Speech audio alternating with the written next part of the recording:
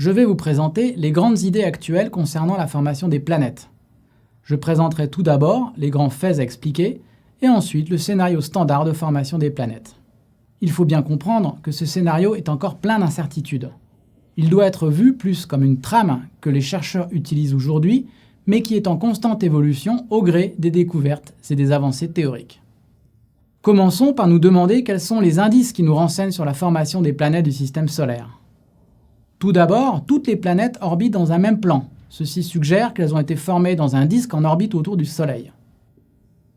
Ensuite, l'étude des plus vieilles météorites montre qu'elles ont environ 4,5 milliards d'années.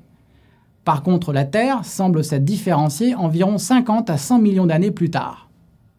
De plus, sa composition chimique est proche de celle du Soleil, mais sans l'hydrogène et l'hélium.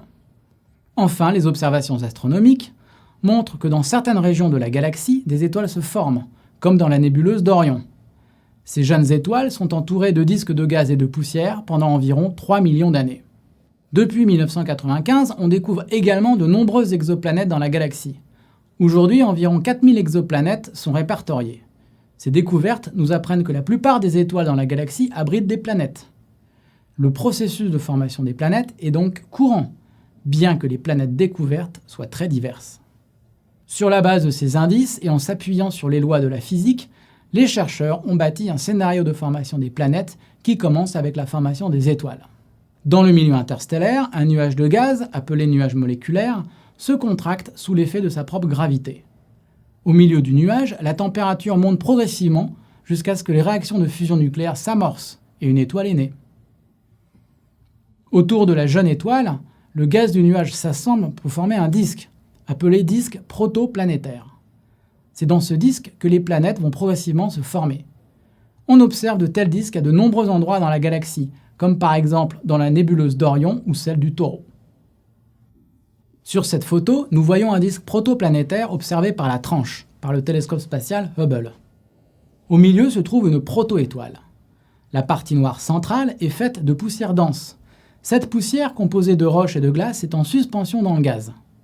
Les poussières vont progressivement coaguler, se coller et grandir pour donner naissance aux planètes.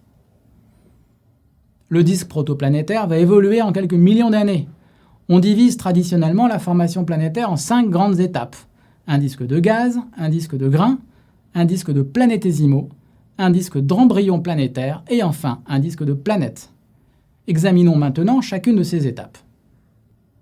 Les poussières dans le gaz commencent spontanément à se coller les unes aux autres en raison de leur petite taille et des forces électrochimiques de surface. Les gros grains frottent contre le gaz. Ils tombent alors progressivement dans le plan équatorial du disque, comme de la poussière au fond d'une rivière. Dans leur chute, ils grandissent en accumulant les plus petits grains à leur surface. En environ 10 000 à 100 000 ans, se forment des grains qui font environ 1 cm. Une fois que les grains ont sédimenté dans le plan médian du disque, ils forment une couche dense de gros cailloux. Cette couche de cailloux est si dense que la force de gravité va spontanément les assembler en de plus gros objets appelés planétésimaux, de quelques dizaines à quelques centaines de kilomètres. Ils ressemblent approximativement aux astéroïdes d'aujourd'hui. Les planétésimaux sont considérés comme les corps parents des planètes et des météorites. Les planétésimaux entrent ensuite en collision entre eux pour donner progressivement naissance aux embryons planétaires. Par exemple, il est possible que Cérès, Vesta ou Pluton soient de tels embryons. Certains pensent que Mars pourrait être aussi un embryon planétaire du fait de sa petite taille, environ la moitié de la Terre. Mais cela reste encore à démontrer. Moins de 1 million d'années après la formation du Soleil, on estime que le système solaire était peuplé d'environ une centaine d'embryons planétaires. Au bout de 2 à 3 millions d'années, le gaz entourant le Soleil disparaît, soufflé par le rayonnement solaire.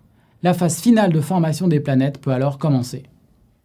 Au cours des 100 millions d'années suivants, les embryons planétaires grandissent en subissant des collisions géantes. Imaginez 2 planètes collisionnant à 10 km par seconde. Du fait de toutes ces collisions, les protoplanètes sont très chaudes et recouvertes d'un océan de magma primordial. On pense que le dernier impact géant sur la prototerre a donné naissance à la Lune. En effet, environ 70 à 100 millions d'années après la naissance du Soleil, la prototerre devait être presque constituée. Il est probable qu'une protoplanète de la taille de Mars soit entrée en collision avec la prototerre.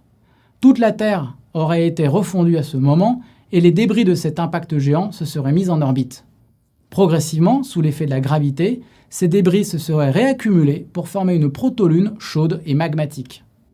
Ainsi, la Lune serait issue de la formation de la Terre. Mais comme elle est petite, elle se refroidit plus rapidement que la Terre, et son évolution géologique s'est arrêtée très tôt.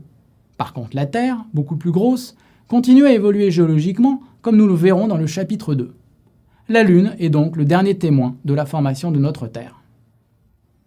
Comme nous l'avons vu, la Terre occupe une place particulière dans le système solaire.